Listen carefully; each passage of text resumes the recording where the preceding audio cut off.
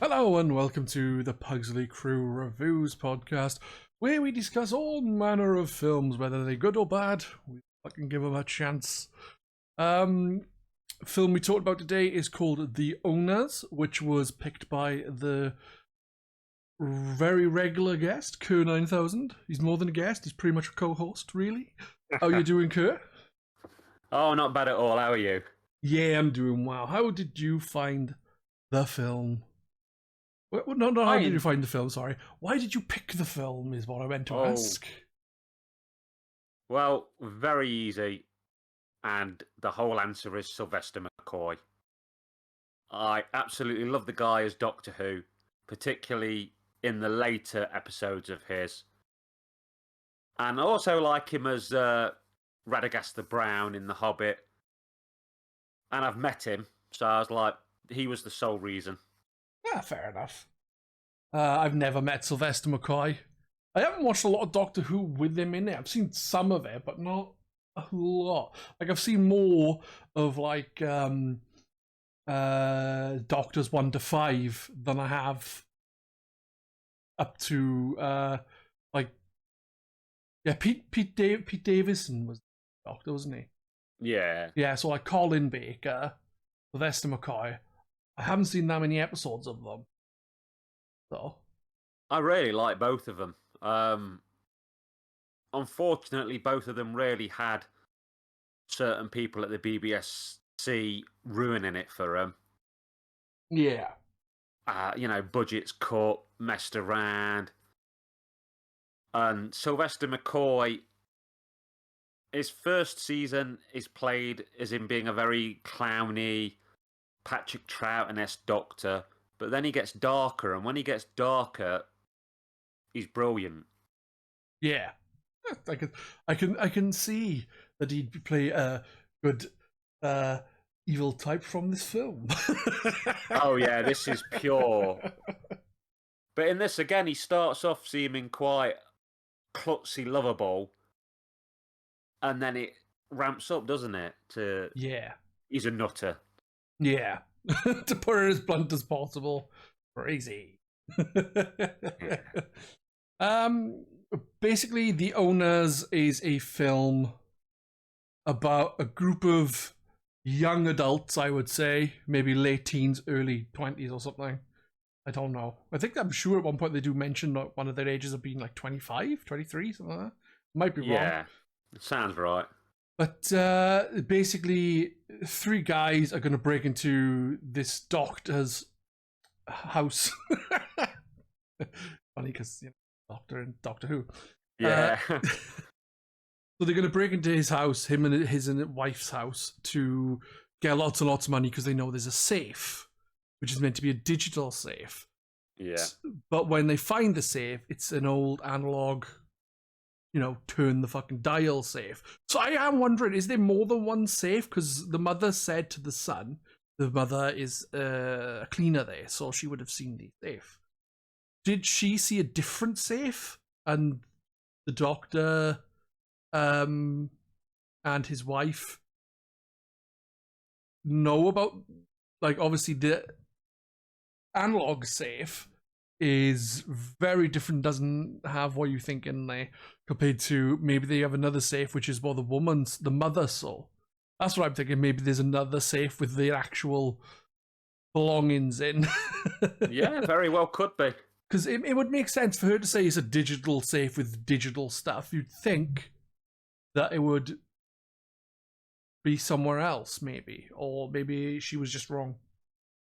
Yeah, I mean, either way, it seems to be a decent-sized house, so it's not impossible to think there was another safe. Yeah. So there's these three guys that are going to break into this house.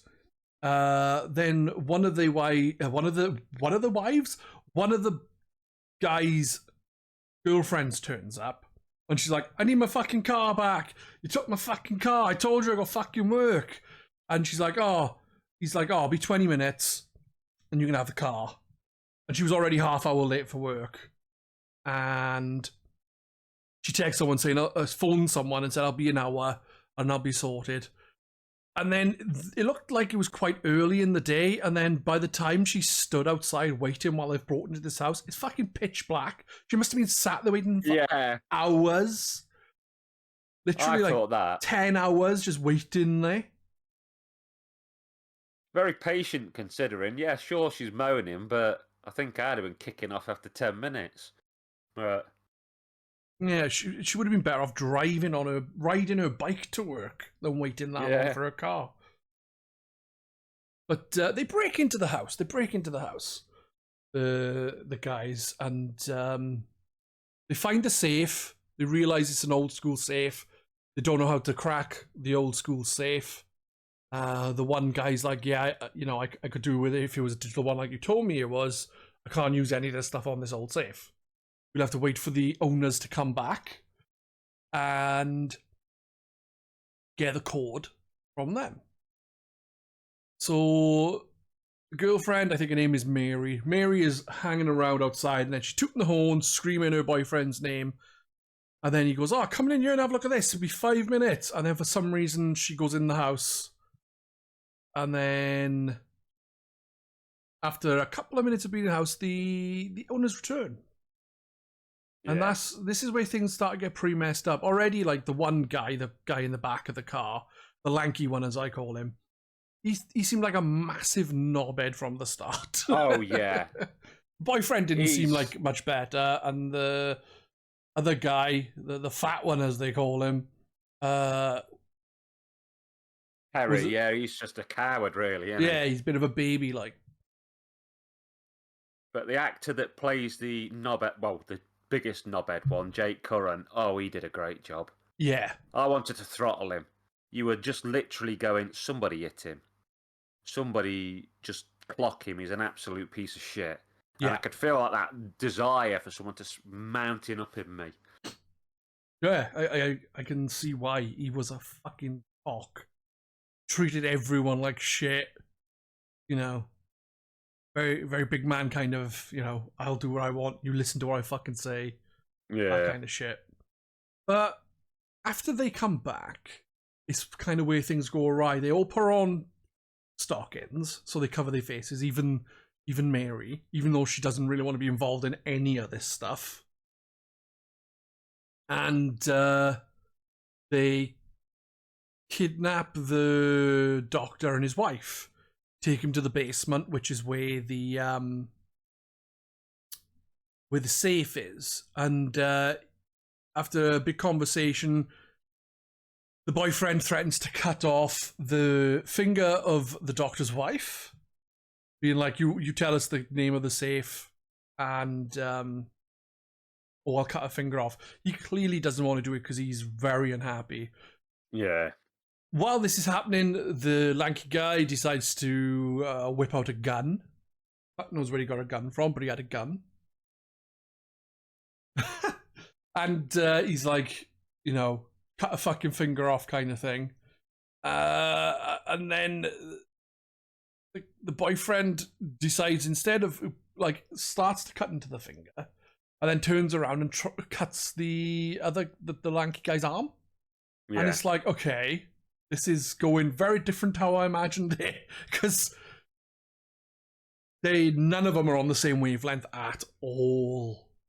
No, and I think really the doctor's talked to them, hasn't he? And he's kind of tried to sow some seeds and get people on different pages. Yeah. Because he can tell that they are... He can see that schism in them, and that, that one's the coward, one's really bad, one's kind of just misled, and, they just feed the little things in there.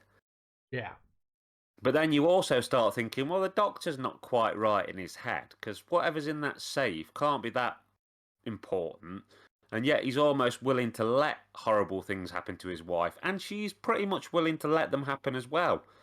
They're like saying, we'll cut it, we'll chop it, and she's like going, don't tell him. Yeah. So you're very on edge thinking, this is all weird. Yeah. You're like, what the fuck is so valuable in that safe? You might know, might not. But obviously they fight, the two guys, and they stand to fight, and one of them gets stabbed. The boyfriend, I forgot his name. Terrible with names. Nathan, yeah. Yeah, he gets stabbed. So he gets stabbed with the Stanley knife, and he's on the floor like, I'm dying. He doesn't do that, but I wanted us to do that. And then Mary manages to get free, but you sort of gets free because she's been tied up. Because while all this arguing is going on, she walks off, and it looks like she tries to phone the police. And the lanky guy goes off and gets her, brings her back, has her tied up, makes her sit on the floor, like under the stairs of the basement kind of thing. And then obviously the fight breaks out. So she's sitting there. Obviously, her arms are sort of free. They still get bound, but they're not behind her, so she's able to use them. Yeah? And the guy is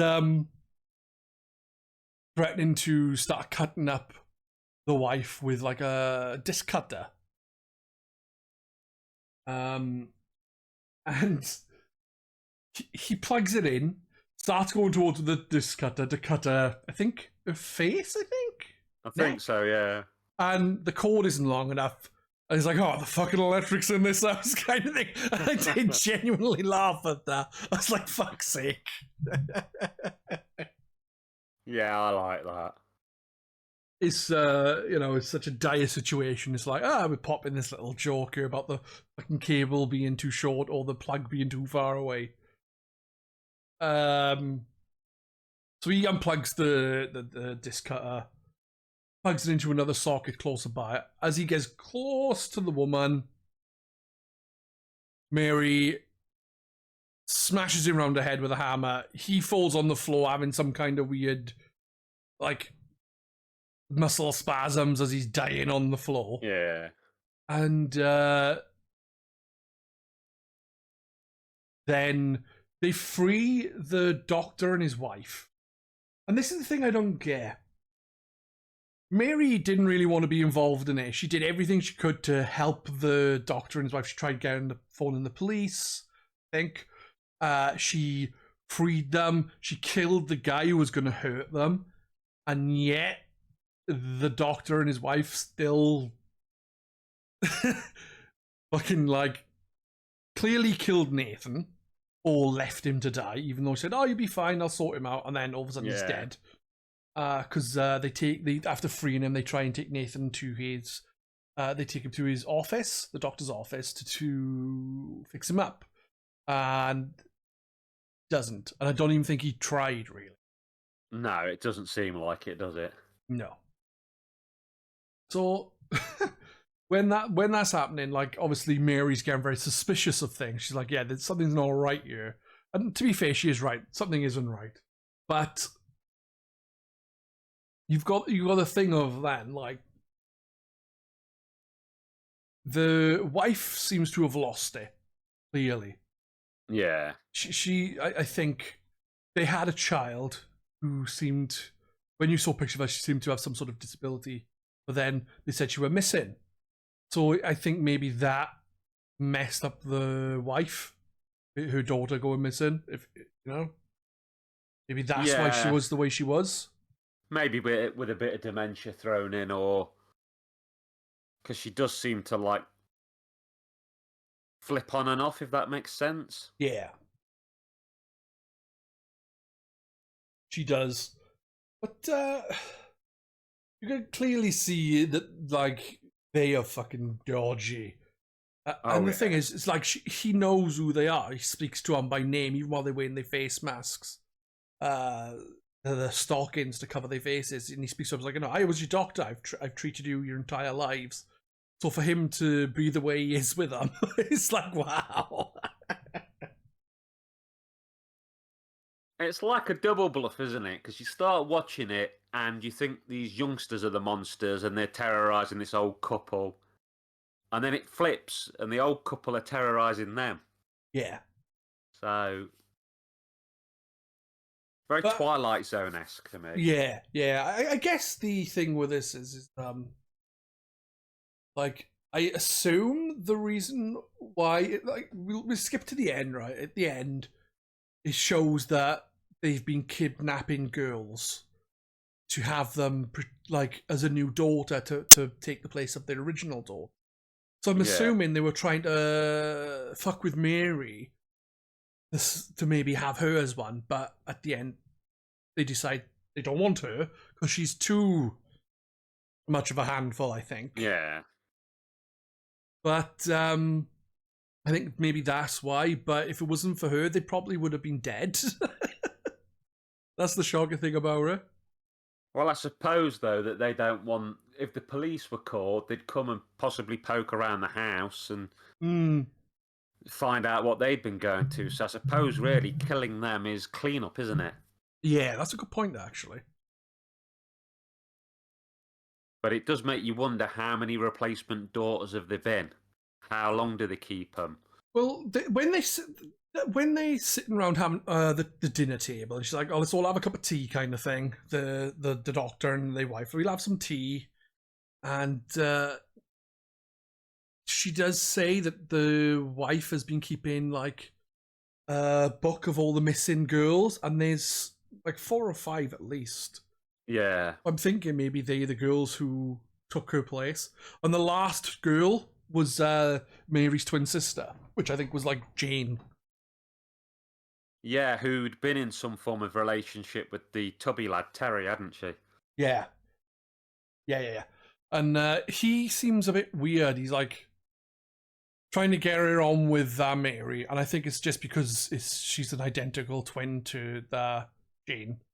Yeah. Because at one point he seems to have lost it, and he's like, "Oh, we'll be together, Jane," and he's calling her by the other name.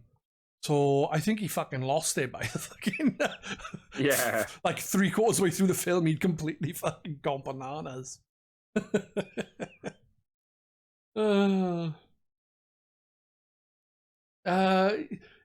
be fair, there's not a very big cast, and it's still quite a gruesome film at times. You'd expect to be... maybe more deaths and stuff happening. Yeah, I was going to say the death count's low, isn't it? But then again, the trauma count and the I think creepy shit count's pretty high. Yeah. I liked it with the as the film progresses, it's basically that, what was his name, Terry? He's kind of everything's gonna be fine. Yeah. Mary's freaking out constantly because she knows shit's going wrong. And the doctor and his wife are kind of you don't know exactly what's going on with them until right at the end, I guess. But you can see that they've got something going on. You just gotta work out what it is, or just find out what it is, which you do. But I did find it funny at certain points, when he gives when the wife gives an injection into the guy's ass, that Terry's ass, and then she kisses him on the bum. I'm like, what? Yeah, there's some weird stuff in it. It's why is she kissing his ass? Oh, there's a good boy. Did you notice the weird thing? It was about an hour and a quarter in where the aspect ratio of the film just changed. Yeah, I genuinely thought something was wrong with the film. Yeah, I rewound it. It was after I was watching it, and I thought, oh, something may have happened for making it look like this. But I thought, or maybe my film's dodgy or something. So I rewound a little bit to see if something happened. But I noticed he looks through a keyhole, and after he looks through the keyhole to see the dead guy, the screen changes. So I have no idea why. No, because at first I just thought it was a keyhole thing and it'd go back to not, and it was just... Can't see any real reason for it. It was weird. I don't know, unless he was trying to convey a sense of, I don't know, claustrophobia, a claustrophobic feeling, or maybe, I don't know, some sort of thing with the guy, because it mainly follows a Terry when that happens. Then it goes on to that Mary again. Because you see that he sees that Nathan is dead. And then after that, the wife is saying to the doctor, oh, we need to punish her, like, now. And he's like, no, we'll do it later. We'll punish her later. And she's like, no, we'll do it now. So they're running around the house with gas masks on, gassing the house with some sort of smoke grenades. Yeah. And I thought it was hilarious. Like, she keeps, like, running past her and whipping her with something. The old woman kept doing that to Mary. And then eventually she just throws a fucking vase and manages to smack the woman over. I thought that was fucking brilliant. And then she takes the mask, takes her into the kitchen, ties her up, and then like smacks her on the face, saying like, "Where's the keys?" or something like that. And her teeth fling out, and then she just starts laughing enough. The doctor's wife starts laughing in the face of Mary, and it's just like, she is fucking nuts. Oh yeah, she does an amazing job of coming across as a complete loon. Yeah, it is really good. Like Sylvester McCoy, comes across as nuts, but comes across as much more calculated in it. Whereas she just seems fucking nuts, you know? Like, proper lost her shit. He seems to be wanting to keep her happy and safe, and he's willing to do any lunatic thing to do it. Yeah. Whereas she just seems fucking nuts, yeah. You think if he'd have been with somebody more normal, he wouldn't have been doing that shit, but she's a lunatic. She'd have been doing that regardless of him. Yeah. I guess that's the trauma of losing her daughter that did that to her. Or maybe she was already like it, because we don't know, do we? No. Did you notice the VHS that they were playing? I did. I didn't know what the hell it was. I was like, why is it like a... You don't know Pipkins? No. Pipkins is like the low-rent 1970s British hyper-depressive Sesame Street. Nah. I remember one of the puppets on Pipkins went into a big thing asking the people in it, why do we have to die? Why can't we just go home forever and ever? It's a weird show. It's nightmare fuel, but... No, I didn't. I was like, when it came on, I was like, why is there some kind of weird rabbity thing playing a piano? all the puppets in Pipkins look like if you got Sesame Street characters, painted them grey, and threw them in a dirty shed for about 10 years, and then pulled them out and made a TV show. I'm guessing it's not. Is it for kids? Yeah, it's for kids, but it's fucked up. The 70s were a weird place. I was born in the early 80s, so... I was born in the early 80s. I only know of Pipkins because I've got two older brothers. Ah. So you learn a lot of things, you know, they stick things of theirs on and... Yeah, I had no idea what that was. But it seemed very odd. I'll have to have a look into that. This is crazy to say. I've only got limited memories, but what I remember of it is dark and dire. I think it was, you know, I wouldn't want to raise a kid on it now. Yeah, well, my kids are all going to watch it now. They wouldn't watch it; they're too old. No, I've never. I didn't know what it was. I just thought it was something for that film, like. Well, it definitely sounds like you enjoyed it, though. I did enjoy the film, actually. I thought it was really entertaining. It was a very strange film, but I did enjoy it. I thought Sylvester McCoy was great in there. Maisie Williams was as well, as was Crazy Lady. She really played her part well. Oh, yeah. I mean, Maisie Williams is another Doctor Who actor, isn't she? Because she was in the Peter Capaldi episodes as... Is it Isildur? Or something like that, her name. Yeah. It's Shieldor, that's it. She also, Game of Thrones. Yeah. I'm not a Game of Thrones fan, to be honest. I saw some of the first season, and the only thing I really liked... What's his name? The little guy actor. Oh, I forgot his name all of a sudden. It was in that Adam Sandler Pixels. Yeah, that's so fucking old.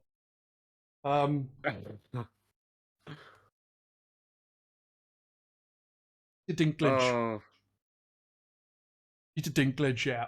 Peter Dinklage, that's it. I was thinking Peter something, but I was thinking Peter Weller, which I'm pretty sure is fucking RoboCop. Yeah. There's a thing in Game of Thrones where he's captured and they ask him, how do you want to die?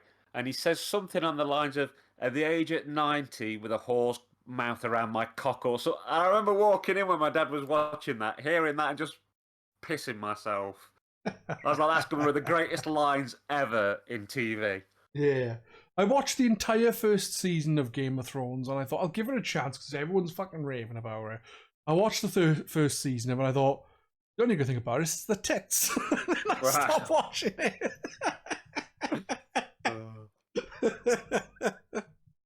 But I can look at tits on the internet. I don't need to watch Game of Thrones. I get why people like it, but it's just not my thing, to be fair. No, I don't get the love for it. But yeah, Maisie Williams was in Doctor Who, was with Capaldi, and she somehow ended up immortal or something. Yeah. There you go. She wasn't immortal in this. No. It was like I wasn't expecting the ending to have the twist they had. Like I kind of suspected there was something up with the safe and that. And I was thinking we showed the missing girls, something was up with them and the missing girls. But I didn't expect Terry to shoot Maisie Williams in the back. No. That came out of nowhere for me. Spoilers, by the way. But that threw it, because she was literally about to escape. She sees the people, like the doctor and his wife, standing in front of like the van where she's about to drive off, and you can clearly see she's gonna run them the fuck over and drive off. But that doesn't happen because someone's mean. But the reason why he done it is because he was obviously told about the twin and he wanted to see the twin. So yeah. But what do you think? What did you think of the film in the end, then, overall? Oh, I really enjoyed it. Talking 8 out of 10 territory for me, but again, a lot of that is down to absolutely loving Sylvester McCoy, and he does a great job in this. Anyone who likes him, just watch this film, even if just for him. Yeah, he's very good in it. I couldn't say a bad word about him in it. He plays a very odd fellow. As you can see, he's not quite right. But he seems to be more composed, calmer, clever. Whereas, like I said, his wife is just balls to the wall nuts. Oh, yeah. If I ever got the opportunity to meet Sylvester McCoy again, I would definitely ask him some stuff about this film. If he enjoyed filming it, you know, how he approached the role, because I suppose it'd make a change from everyone asking him about Doctor Who or Radagast. Yeah. They probably would, actually. Obviously, Doctor Who's most likely the thing that people talk about. Whenever I've met anyone famous at conventions or anything, I always try to think outside the box to mention a film or a series that I don't think everyone will mention, because I think they must get bored of going, oh, you were the Doctor, oh, you were the Doctor, oh, you were, you know, whatever. Yeah, I get you. And I just think it gives you the chance to get a bit of unique spark out of them, because they probably turn into autopilot when talking about the same thing all day. Yeah, you'd think so. Would be a shame, really.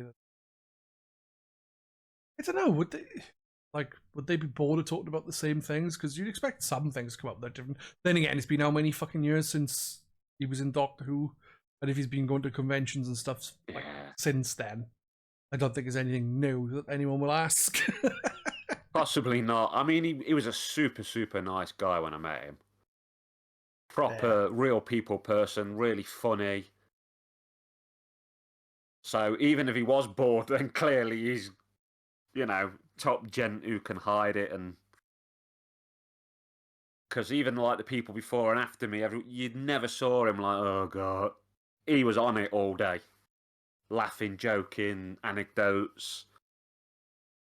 I wonder if anyone have asked him what his thoughts were about the way he went out of Doctor Who. Kind of, as we talked about him, you were Matt. It was kind of a lackluster death, you know? Yeah. Compared to some of them had died and, just getting shots a bit tame, isn't it? Yeah. Any last words on the owners before we end? No, just it's well worth checking out. It's a good film. And I'd heartily recommend it to anyone remotely interested in either horror or Sylvester McCoy or even Maisie Williams. I second your sentiments. I saw that when it started, it was based on a comic, so I wonder how that is. I wonder how true to that it is. Yeah, I think, isn't it a French comic or something? It looked like I might be wrong. French comic because what looked to me, my untrained eye, like a French comic because it looked like French words. Who knows? I think that will be us then. Thanks again for taking part, Kurt. We will be back soon with we're going to talk about Barbie next time. So take care. Thank you and bye-bye. Bye.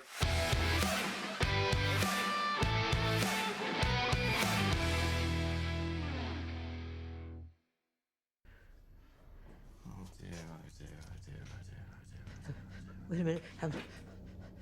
What are you doing? No, please, don't tie her. I beg you, don't tie her. Too late, darling. Helen, don't worry. Just don't worry. No, please.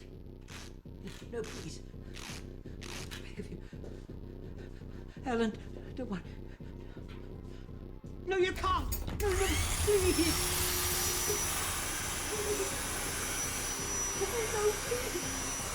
Please, no. No, not the way, Helen. No. Fuck's sake! Who did you electrics, Grandad? Fucking criminal.